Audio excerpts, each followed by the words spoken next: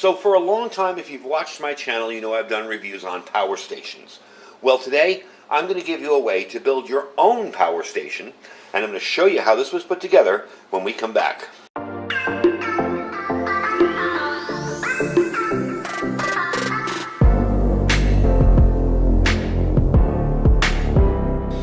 Alright everybody, welcome back. So I put together a little power station here. I'll get into the reasons why we built this in a minute. But I just wanted to show you how you can put together one of these without spending a fortune. If you're looking for something that just simply charges your cell phone, maybe charges up your other devices that use USB, maybe has a cigarette lighter adapter plug, or even uses Anderson power poles, which I'll tell you why I put that in there in a minute, you can build one fairly economically, way cheaper than the $500, $600, or even $1,000 price tag of some of the other solar generators out there. So this is what I put together. Very, very simple. As you can tell, it's just a plastic ammo can. Didn't even use metal. Plastic's easier to drill in, and that's why I use them. What we have over on this side is simply the solar input. Now, why did I use a 12-volt cigarette lighter plug? Because I had one. This was built primarily out of stuff that I already had. Leftovers from other projects. I wanted to build it as cheaply as possible. And I would probably say I came in at about, a little over $100, maybe 120, 130. And really, that's only because of the charge controller in here, and I'll get into that too later on. But as you can tell, it's a very simple thing. I've got my USB ports under here with my little power meter. I got two USB ports. I have my 12-volt plug here for use with a 12-volt plug, cigarette lighter plug. My power, which I can turn on and off. My Anderson power poles down here, and that's for ham radio. And we'll get into why I'm building this. There's a whole reason behind all this. And of course the back, which I showed you already, which was the plug for the solar panel. The solar panel we're going to use, this is my plug for it. It's a 5.3 millimeter plug into a cigarette lighter. And the solar panel we're going to use is one we already reviewed here. A little 40-watt chargeable. This thing is awesome. Let me tell you, I'm really impressed with this Flex solar panel. It's very, very simple to use, very easy, very well made. And, you know, it's got a little heft to it, but it's definitely a well-made product. So that's going to be how we're charging it. I just threw this out the other day to test it. It seems to work great. Charged the battery right up to 13.4 and held it there. I believe the float on the charge control is 13.8. Anyway, let me get this camera up top. We're going to give you a look down into it, and I'll explain how to put it together. And believe me, folks, it's super easy. We'll be right back. And that's it, folks. That's the insides, really. That's that simple. This 3-panel thing here, I bought off Amazon a long time ago. I think it was like $12, $13. It's probably gone up a little bit in price. I wanted to have USB and a cigarette lighter adapter and a power button on and off. Now, you will notice that I don't have fuses in this yet except for this line here. We're going to be taking that fuse out, and these two areas, which are kind of my junctions, are going to go on a fused bus bar. I had that coming from Amazon. See, I have these two. Right now they're just soldered together and taped up, but they're going to be going on a fused bus bar over here. So they're going to connect here, and then we're not going to have the tape and all that. So we'll have more fusing in this. This is just put together now to initially kind of proof of concept and test my idea. I have a 12-amp hour battery in here.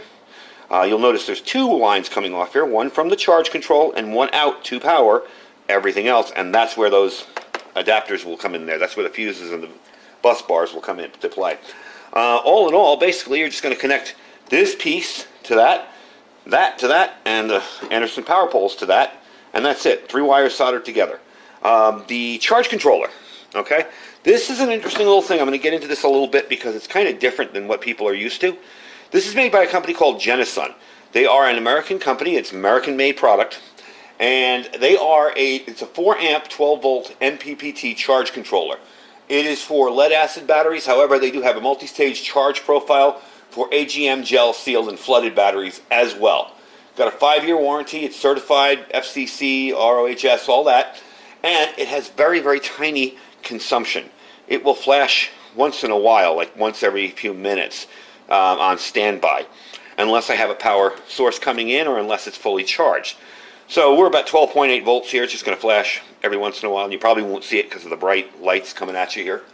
The maximum recommended power for this is 50 watts. The rated output as current is 4 amps. You don't want to go over 4 amps putting it in there as well, and that's why I picked this one. These are a little more expensive. However, you can go cheaper. We'll get to that in a sec. Your float voltage, as I said, was 13.8. Your recommended max input short circuit current is 4 amps. So you don't want to go over 4 amps or 50 watts. And that is perfect because that little panel is 40 watts and it does about 2.5 amps, I believe. So that's really perfect for there. You can go bigger or smaller with this. That's what's cool about these little homemade packages. I could sit here and add another battery if I wanted to. I could put it in a bigger box. I could add a bunch of different types of ports, customized just for what I want. So this guy here is a little more expensive than most of the charge controllers. However, here's another cool feature. It's RF silent. Now, a couple other ham radio channels that I follow used this one for their systems. If you've ever used a charge control and you plugged in the solar panel and then you connect an HF radio to it, or a shortwave radio, we'll call it for the purpose of this video, you know how noisy they can be. They're horrible. This thing is dead silent, and I already tested it. It's absolutely silent. I was really impressed with it. So not only is it a little bit better features-wise, but it's a silent, RF-friendly charge control. We won't have any issues with that, and it's got super tiny consumption on its own just to flash that LED maybe once a minute while it's in standby mode. So that's the guts. Now we're going to get into why I built it. So let me bring you back down, and I'll show you the rest of the stuff that I'm planning with this power box. When I first started building this, and the reason I didn't video the build of it is because I built this over a long period of time. It was kind of a side project to be like, oh, I can't find those adapters. Let me see where they are. And a week later, I'd find them and put them in. So unfortunately, I didn't do it on camera. I've done other ones on camera, but this one I didn't bother doing because it was such a long period of time that I was building it. So the main focus of this started out as a way to power my little QRP, or low power, rigs. Got my little FT818. Got this little guy here, this little QRP, and I have an antenna tuner over here that does have an internal battery as well. So you can use the internal battery and you can charge it up via USB right there whenever I need to. So it's a handy little system that I started doing with. This is how I started out. This is what I wanted to accomplish with it, and I didn't want all that noise from a solar panel and a charge control, and that's why we used that Genasun charge controller in there. So this was basically going to be my loadout. Say I wanted to go out one day and take my ASU with me, this, my antenna tuner, my power poles, my end-fed antenna, and go out and operate somewhere. I can do it very, very easily without a ton of gear. However, it still works like that, and you may be wondering why I didn't incorporate this stuff into the box, because I want this as a power box alone. I want it separate. Now, let's get into what the project has kind of evolved to. It'll still work for this, but this is where I'm going with it in the future. Something I didn't mention before, we mentioned that charge control was about $65. That's pretty high for a small charge control. If you're not concerned about noise or anything like that, if you have this in your house, maybe you want to run a small TV and your radio and charge your cell phone, you don't need something like that, especially if you're not listening to AM radio. It really doesn't matter. You can get a charge controller like this. This is a little 7-amp charge control. These are noisy. If you're going to use it with HF radio, you're going to have some hash noise in the background, but they work very, very well. This was actually in service until I got my new charge controller for my second backup system in my garage here, and it ran for a good couple of years before I decided to put the new, better one in, as you can tell by the double sticky tape there. But yeah, so you can get it cheap. These are like 12, 13 bucks. They're all over Amazon, same kind of shape and style to it. So if you don't want to spend that kind of money and you're just looking for something to maybe top off your devices, you can do it cheaply. All right, so you'll notice there's another box here. And this is where my mind started going after I got that simplex repeater. I wanted a way to set it up somewhere where it was completely portable and completely free of any power or any kind of system. Now, in the past, you've seen my antenna system. I have a mount that goes into my my trailer hitch, and it's got a tube in it for a power pole. I have a 25-foot mast that I can put up there, and it's kind of a telescoping type thing where you take it up and tighten it, take it up and tighten it. And I have a 2-meter 440 antenna for that, and that's what got me thinking. If there was a situation where our repeaters were no longer operating, at least we'd have a simplex repeater that I could just back my car out of the garage, throw that in there and set it up, or set up anywhere, even up on the mountains, which I can drive up to. So that's where this second box is going. Now, I'm not sure I'm going to stay in the smaller box, but just got some ideas. Let me show you what I'm doing. Now, of course, we're going to use the simplex repeater. Let me move this out of the way here so you can see it. This is the simplex repeater, but in here, you'll notice I have a bunch of other stuff, okay? This is the simplex repeater controller. These are going to go out from the box One's going to be to my antenna, and one's going to be to the radio inside. So we probably only need one. I'm not sure you're going to need two yet. This is going to connect to the radio. Okay. Let me show you if I've got the radio out here. There we go. I decided to use this Zastone. I have more batteries coming for it. The only unfortunate part about this is there's no way to USB charge this. It does need a plug. So one of the things that I have done with that is get myself a little 150 watt inverter to run the charger off of. I can plug that in there and charge the extra battery in the charging cradle while that one's working. So eventually maybe I'll change the radio. For now, this is just an extra radio that I have. I really like it. It's a nice little radio. But I can set this thing up inside there and operate a simplex repeater really easily. So it's going to live in that box. You know, the antenna is going to come off, and we're going to put one of these on, and we're going to run that antenna out of the box into my coax and my larger antenna, and that's the adapter there. You'll probably, if you're going to do a project like this, you'll probably need to go out and buy a bunch of these different adapters. If you're into ham radio, they're not bad to have to begin with anyway. It also allows you to run your little handheld inside an outdoor antenna, a bigger outdoor antenna. So that's probably where we're going with that. This is just going to slip in there without, of course, the antenna. That will be its antenna there. Okay? That's where it's going to go there. We're going to have the simplex repeater. Now, I may change it to a duplex repeater later. Surecom does make a nice little duplex repeater, so I may change that out later. Cords and cables and various stuff. More adapters to go out with the power cable. And as you saw, this was the little thing that I plan on charging the batteries for this radio in. Inside here, I also, let me get that out of the way, have a 2 meter linear amplifier. I believe this is 45 watts. I was given this from a friend. I have tested it. It works amazingly well for an older Radio Shack amp. So it also has a preamp which will help me pick up weak signals. So if somebody's just out of the range of my repeater, they'll be able to hear, the repeater will be able to hear them and then retransmit their message. A simplex repeater is not perfect. In a perfect world, I'd have a full duplex repeater that I could fit in this box that was this big, but we don't. So down the road, that's what this box is going to become, and that's where the focus of this little power box over here started. But honestly, if you want to have something like this just in your home as an emergency backup, maybe you want to stick a panel in the window like the little solar panel and keep it topped off always at all times. You can do that, and you can build this. Like I said, I have under $120 in here. Now, granted, I do ham radio, I do a YouTube channel. I'm going to have more spare parts than most people lying around to do radio gear. But seriously, it's very, very simple. You're going to have a battery. You're going to connect the charge controller to that battery. You're going to connect an out port, so whatever's coming into that charge controller is going to be able to maintain and take your battery up to the correct voltage and not overcharge it. And then you're going to have outputs. And I mean, it's all a matter of wiring it together. As you see in here, believe me, this is no perfect wiring system. Some people will see this and go, oh my God, it's a mess.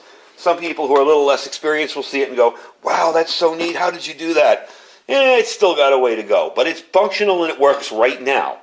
So if I needed to go out right now, like I said, we will be fusing these two. But if I needed to go out right now and operate, I could with this system here. So that's a little lesson for you guys. If you want to have your own little power backup, you don't have to get fancy with what I've done. You can just have the power backup for yourself and build it way cheaper than buying a power station. Now, the power stations are great, don't get me wrong. This isn't a pure sine wave inverter. That battery capacity probably isn't as big as a 1,000 watt, power station.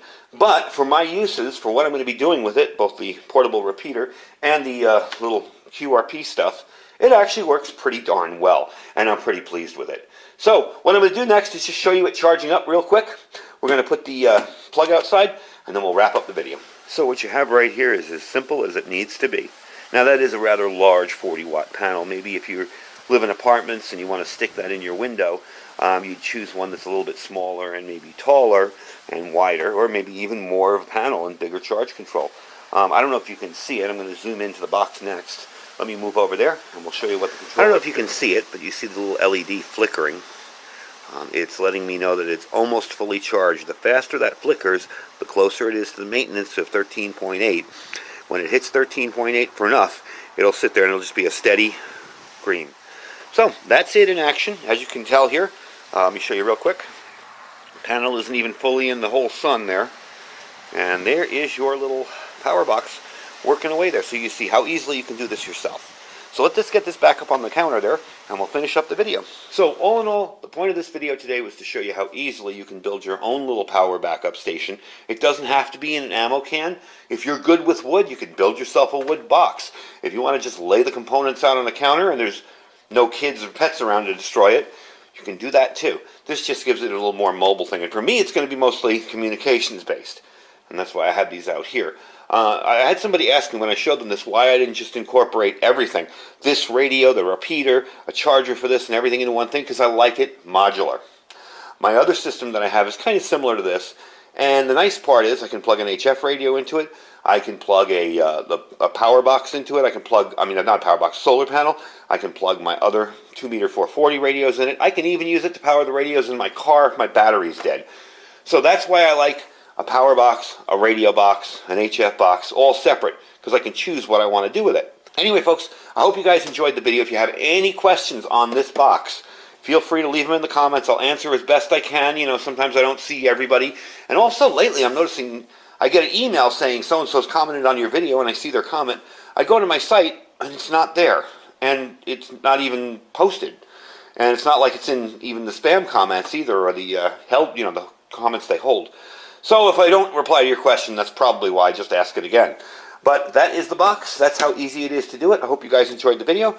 Don't forget to check out all our sponsors down below, as well as our Amazon affiliate store. I will put a link to that Genasun charge controller that I'm using in here in my Amazon store. They do have bigger ones. So if a little 4-amp, 40-watt, or 50-watt, charge controller isn't enough for you, they do have larger ones. They're going to be a little more expensive than your regular cheap charge controls, but they work wonders. They really work well. And as a matter of fact, I did test with this radio, plugged in the solar panel the other day, absolutely dead silent. No background noise. You'll know that annoying noise it makes when you're charging. And if you have a band scope or a waterfall display, you'll see it. So trust me, it's worth the extra money if you're going to be running radios off it. So don't forget to check out Amazon affiliate stores. That will be in there. Our freeze-dry wholesaler's link. He's got a ton of stuff ready to go. All you got to do is order it. If it says out of stock, he probably has it, or it wouldn't be on the website. He just has to do a run of it. So maybe it'll take 5 to 6 days as opposed to 1 or 2 days shipped out. No big deal. You'll get your food. Don't forget to check out our My Patriot supply as well. That's preparewithiridium.com. Preparewithiridium.com. We have some amazing deals on bulk food storage over there. If you're looking to stock up big time, like 3 months, 4 weeks, whatever, lots of money off on that stuff. So check that out. And our Thrive Life freeze-dried food store as well. Anyway, folks, I thank you for watching. Stay safe and stay prepared.